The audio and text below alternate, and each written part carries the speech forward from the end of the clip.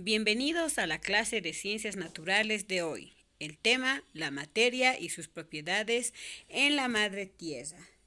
Para este tema quiero que observemos las siguientes imágenes. Observa detenidamente. En la parte superior izquierda vemos un paisaje que es una sabana o una planicie en el cual podemos observar que hay animales, hay plantas, hay agua, animales en su hábitat. Al lado tenemos otro tipo de paisaje o hábitat.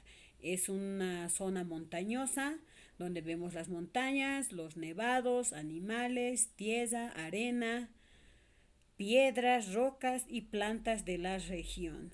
En la parte de abajo izquierda podemos observar otro tipo de hábitat o región que corresponde a la zona ártica y es generalmente montañosa, rocosa, con abundante nieve y animales que también viven en ese hábitat. Al lado podemos observar una pradera que corresponde más a animales silvestres o animales domésticos que habitan por esta región. Podemos observar árboles, plantas, pastos, rocas, tierra. En este tipo de hábitat o como en los otros observados hay animales de diferentes tamaños y especies, desde especies pequeñas hasta especies grandes. A continuación podemos ver al lado izquierdo una imagen de la selva que se caracteriza por tener abundante plantas, árboles grandes, abundante vegetación, agua, un ambiente húmedo y animales que habitan este tipo de región. Al lado derecho podemos observar, por el contrario, un hábitat acuático. Dentro del agua, dentro del mar, dentro de los océanos, mares, lagos, ríos, también se puede observar diferentes especies de animales, plantas, también hay suelo en el fondo del agua, rocas, plantas, hierbas, etcétera. A continuación tenemos otro tipo de imágenes. Las anteriores imágenes correspondían más a la naturaleza, a lo que ya está, la naturaleza nos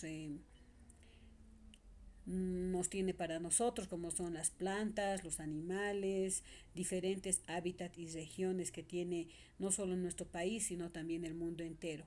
Ahora, por el contrario, vemos lo que la humanidad ha podido transformar de la naturaleza. Están, por ejemplo, las grandes ciudades o ciudades pequeñas, pueblos, para que puedan habitar las personas. Construyeron edificaciones, desde las más pequeñas hasta las más grandes. Dentro de las ciudades encontramos calles, puentes, teleféricos, transporte, plazas, parques, edificios, etcétera. Y abajo tenemos los medios de comunicación por los cuales son inventos de la humanidad, ¿no es cierto? Los diferentes transportes acuáticos, aéreos, terrestres. También tenemos una serie de objetos que ha inventado la humanidad, que ha transformado de los recursos de la naturaleza. Y también están los alimentos que consumen. Todo esto, todo lo que acabamos de ver en las diferentes imágenes, forma parte de todo lo que nos rodea y son miles y miles de cosas que nos rodean, que son parte de la naturaleza o son cosas que la humanidad ha transformado de los recursos de la naturaleza misma. Pero ¿qué es todo aquello que nos rodea? Todo aquello que nos rodea que es parte de la naturaleza o transformado por la humanidad se llama materia. Entonces, ¿qué es la materia? Materia es todo lo que nos rodea, todo aquello que hemos observado como parte de la naturaleza o las cosas transformadas. Entonces, todo está formado por materia, absolutamente todo, desde lo más pequeño hasta lo más grande, desde el animal más pequeño o el objeto más pequeño hasta lo más grande es materia. La materia, entonces, ¿estamos claros en eso de lo que es la materia? La materia tiene propiedades. Tiene propiedades generales y propiedades específicas. Tiene dos propiedades generales que se refiere a masa y volumen. Vamos a entender por masa la cantidad de materia de un cuerpo. Por ejemplo, si tomamos como objeto su cuaderno, su cuaderno tiene un tamaño, tiene un peso y está compuesta por materia. por partículas de materia. Entonces, la masa se refiere a la cantidad de materia que hay dentro de un objeto. Esta se mide en kilogramos o en gramos. Entonces, la masa hace referencia al peso de las cosas. Volumen. El volumen se refiere al espacio que ocupa un cuerpo, un objeto, como lo denominamos materia, entonces al espacio que ocupa un determinado cuerpo o materia. Y como hemos podido ver, hay materias grandes, materias pequeñas y todos ocupan un espacio. A esto se denomina volumen. Entonces, vamos a entender por volumen la cantidad de espacio que ocupa un determinado cuerpo o materia. Y este se mide en litros. Para aclarar, leamos propiedades de la materia, masa y volumen. La masa y el volumen son dos de las propiedades de la materia. Tanto la masa como el volumen nos ayudan a conocer la cantidad de materia que hay. Toda la materia, los gases, los líquidos y los sólidos tienen masa y volumen. La masa sirve para medir la cantidad de materia. Se mide con balanzas y básculas. La unidad principal para medir la masa es el kilogramo. El volumen es la cantidad del lugar que ocupa la materia. Depende de la temperatura a la que esté la materia. El volumen se mide con recipientes como vasos medidores. La unidad principal de volumen es el litro. Muy bien, aquí veamos algunos ejemplos de masa. Por ejemplo, vamos a entender como materia las manzanas, que pueden ser pesadas. Entonces aquí observamos los diferentes instrumentos para poder medir la masa de diferentes clases de materia. Por ejemplo, la manzana es materia y está siendo pesada, medida la masa en diferentes instrumentos. Tenemos aquí también a las personas que pueden medir su masa, a los animales que también se les pesa la masa. Acá también tenemos un elefante que es un animal más grande. Y, o sea, podemos medir la masa de las personas, los animales, los objetos, todo aquello que es materia. El volumen. El volumen está relacionado al tamaño. Cuanto más grande es el objeto o la materia, ocupa mayor espacio y su volumen es mayor. Y si el objeto, la materia, es pequeña, ocupa menor espacio, entonces es menor su volumen. Entonces acá tenemos objetos de mayor volumen, como es un avión, una ballena, un auto. También tenemos materia de menor volumen, que ocupan menor espacio. Un gatito, una mesa, una zanahoria. Y yo sé que tú puedes encontrar muchos otros objetos más que tengan un mayor volumen o un menor volumen. Bien, continuemos. Tenemos propiedades de la materia. Como les dije, les aclaro, la materia tiene propiedades generales y propiedades específicas. Les recuerdo que las propiedades generales son masa y volumen. Las propiedades específicas de la materia son dureza, estado, conductividad térmica. ¿Qué es dureza? Es la resistencia que ofrece algunos cuerpos al ser rayados. Entonces, hay materiales duros y materiales blandos. Por ejemplo, entre los materiales duros, el diamante es el material más difícil de rayar. Entonces, dentro de los materiales duros, por ejemplo, ¿qué tenemos? El diamante, los metales, las rocas y sé que tú encontrarás más. Entre los materiales blandos, la madera, que es fácil de rayar, la plastilina, el papel, el cartón y también sé que encontrarás tú muchos más. Entonces, los materiales o la materia pueden ser de carácter duro o blando. Los estados, todo aquello que nos rodea se presenta de tres formas o se encuentra en tres estados: en estado sólido, en estado líquido y en estado gaseoso. El estado sólido tiene la característica de ser dura, el estado líquido como el agua y el estado gaseoso como el vapor, como las nubes, por ejemplo. Entonces, todo lo que nos rodea está en alguno de estos tres estados. Si miras a tu alrededor, en tu casa, cuando sales a la calle, cuando ves una película o todo lo que podemos observar, vas a poder identificar todo tipo de materia en qué estado se encuentran. Conductividad térmica. Es la propiedad que tiene algunos cuerpos para transmitir el calor. Es decir, cuando un tipo de materia deja o no deja pasar el calor. Si puedes sentir a través de este tipo de materia el calor. Entonces, por ejemplo, los metales conducen muy bien el calor. Y sé que esos objetos que ves en la imagen lo tienes en casa, porque precisamente los utilizamos como conductores del calor.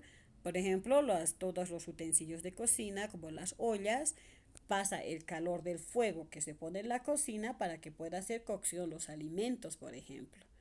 ¿No? Entonces, otro ejemplo que tenemos es, por ejemplo, el vidrio. El vidrio deja pasar el calor del sol a una habitación. Y sé que tú encontrarás muchos otros ejemplos de materia que dejan pasar el calor y otros que no. ¿No es cierto? Por ejemplo, ¿qué objetos no dejan pasar, no son buenos conductores del calor? Investiga. Estados de la materia. Entonces, como indicamos, la materia se encuentra en tres estados a nuestro alrededor: en estado sólido, en estado líquido y en estado gaseoso. Estado sólido. La forma de un cuerpo sólido no varía siempre, ocupa el mismo espacio. Son sólidos como por ejemplo la cuchara, vaso, cama, libro, armario, mesa, pelota, etcétera. Entonces, lo más importante es que todos los objetos de estado sólido no cambian de forma. Estado líquido. La forma del líquido depende del contenedor donde lo tengamos. Son líquidos como el agua, zumo, aceites, refrescos, colonias, etc. Entonces, los líquidos necesariamente necesitan un envase o un contenedor para poder tenerlos. Estado gaseoso. Los gases no tienen forma ni volumen fijos. Se adaptan y se expanden hasta llenar los recipientes por completo. Son gases el oxígeno, el nitrógeno, el vapor de agua, etc. Fenómenos físicos de la materia. ¿Qué entendemos por fenómenos físicos? Son aquellos en los que no se produce un cambio en la composición de la materia. Son observables a simple vista. Muy bien, entonces los fenómenos físicos de la materia los podemos observar, los podemos ver e indica que no produce cambios en su composición. Observemos, agua hirviendo pasa de agua en estado líquido a agua en estado gaseoso. Y nosotros podemos ver cuando está hirviendo una olla, la olla contiene agua líquida y por acción del calor del sol, por acción del calor de la hornilla, el agua se evapora y se evapora en forma de gas. Entonces estamos observando el cambio del agua en estado líquido a gaseoso. En la naturaleza observamos lo mismo. Si dejamos un recipiente expuesto al sol con una cantidad de agua, vamos a ver que durante toda la tarde el nivel del agua baja. ¿Por qué? Porque se ha evaporado por acción del calor del sol. Entonces, este es un cambio físico de la materia. Cambia de un estado a otro estado el agua.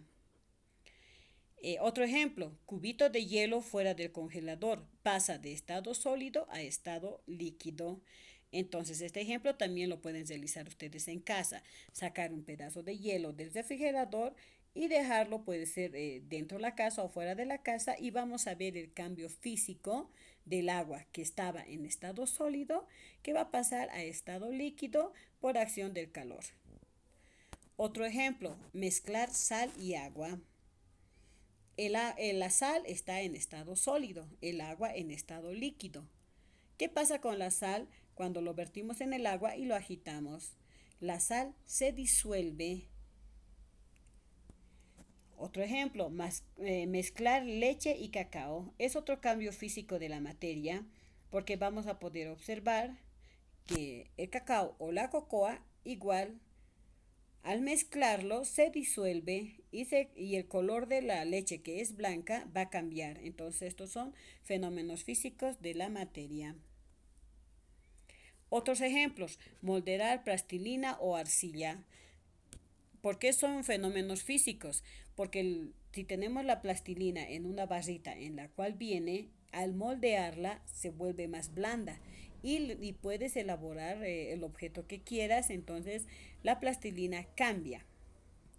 Otro ejemplo, arrugar o romper papel. Una hoja de papel lisa cambia a otro estado que está ya más arrugado, entonces es un fenómeno físico, el cambio de la hoja.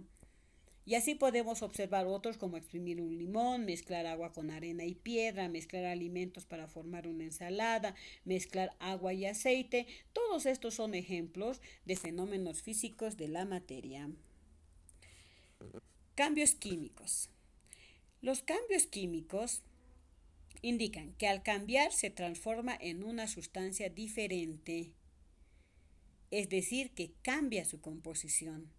El primer ejemplo es la combustión. Se produce al quemar una sustancia. Por ejemplo, si quemamos madera, cuando la madera se consume, se quema, se convierte en ceniza. Y si viene un viento o tú soplas, vas a ver que la ceniza se convierte en humo o polvo y se disuelve. Ese es un ejemplo de cambio químico. Cocción. Al meter el agua hirviendo a 100 grados centígrados al fuego. Entonces, ¿cuál es el cambio químico de la cocción? Es que cambia su composición con la intervención del calor o del fuego. En este ejemplo podemos observar el huevo. El huevo está crudo.